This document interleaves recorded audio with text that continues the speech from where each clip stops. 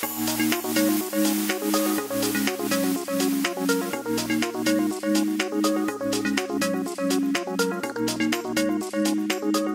evening, South Florida, and thank you for joining us. I'm Manny Simone for Wilton Live, and here are the headlines you need to know from our partner, South Florida Gay News.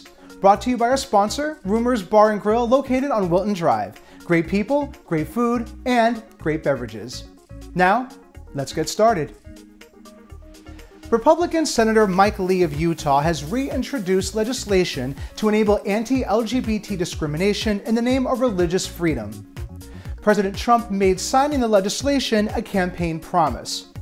The purported intent of the First Amendment Defense Act is to protect individuals from adverse action by the U.S. government if they oppose same-sex marriage. David Stacey of the Human Rights Campaign said, "Supporters of this legislation are using religious liberty as a sword to hurt LGBTQ families." In local news, this month is Women's History Month, and women of color from a variety of backgrounds are coming together to celebrate the changes they have made and talk about the issues that still require their attention.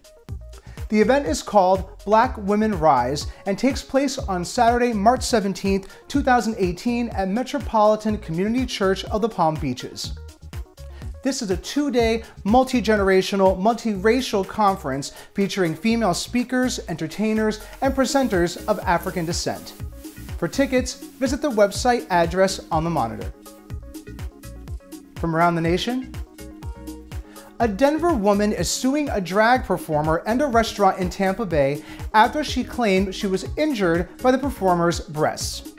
Nelden Molina has filed a lawsuit in Hillsborough County Court against chain restaurant Hamburger Mary's and performer Amanda Durrad after a performance which she said led to permanent injuries. Molina is seeking $1.5 million in damages. Hamburger Mary's, which has advertised itself as an LGBT ally, regularly puts on drag shows and are also a sponsor for Season 9 of RuPaul's Drag Race. Now for a quick promotional message. Don't go anywhere.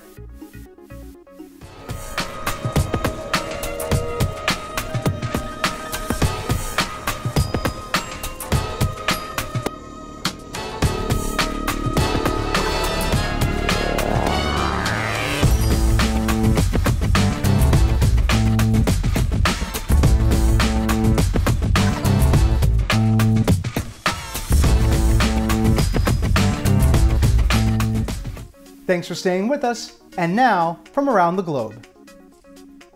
Brazil's transgender community saw two huge legal victories. First, the Superior Electoral Court ruled that trans candidates are now authorized to run for office using their preferred name that will appear on electronic ballot boxes across the country. The Supreme Court also ruled that people can have their preferred name on their civil documents without surgery or hormonal therapy. All of the judges recognized the right of trans people, including those who have opted not to have surgery. This week in sports, students from a high school in Missouri are showing support for a fellow gay classmate and football player as members of the anti-LGBT hate group Westboro Baptist Church plan to picket the school Monday.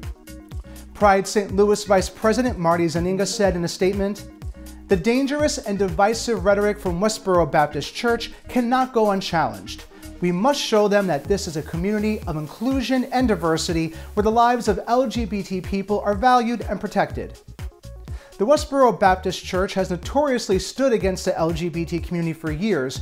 One of the group's slogans is "God hates fags," which is also the name of its website. From the world of entertainment, Ellen DeGeneres is urging her fans to avoid traveling to Bermuda after the country's governor signed a measure into law in February, replacing same-sex marriage with domestic partnerships. Governor John Rankin's decision sparked outrage with critics, calling the move an unprecedented rollback of civil rights in the British Island Territory.